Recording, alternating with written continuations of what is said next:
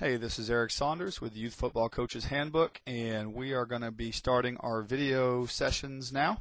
Hopefully you enjoyed the foreword and the introduction, and you've gleaned a little bit of insight into my passion for coaching.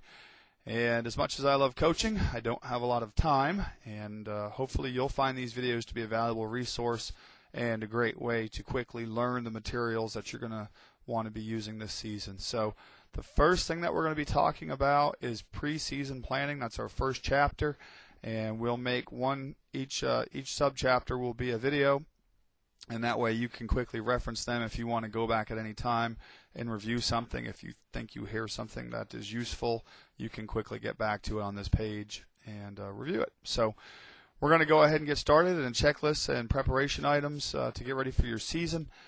And the first thing that we're going to talk about is our preseason checklist. And there are several items on there. And in this video, we're talking about roster management. And roster management is a pretty easy thing to discuss, but I just wanted to go through it to make sure that everybody has a little bit of information on it. And at the beginning of every season, we're all, as coaches, given a list of players. Unless you're the administrator or commissioner for your league, then you're making that list. But we're given a list of our players.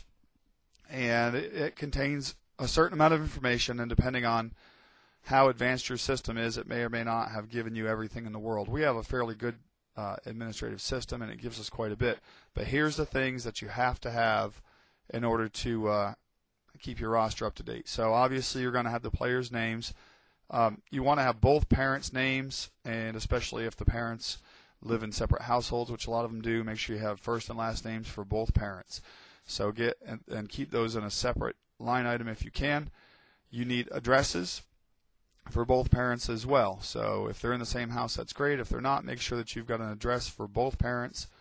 I recommend that you get 3 phone numbers if possible: a home phone number, a work phone number, and a cell phone number. And you'll want to have at least 2 emails. And again, I hate to overkill it, but we get the list and it's complete or it's incomplete. And what always ends up happening is you're trying to change a practice, you're trying to do some administrative task, and surely you'll find that somebody doesn't get the message. So the more contact information you have for the players and the parents, the better off you're going to be. So make sure that you have these things. Get the names of both parents, addresses, phone numbers, and 2 emails, and just keep it all in a spreadsheet and update it as you go. People change their emails all the time. I've already had it's July right now. We're getting ready to start our season. I've already had 2 sets of parents come to me with new email addresses. So just a little blurb about roster management to get us started. I thought we'd start with something easy, and we'll go ahead and put a stop on this one and see you in the next chapter.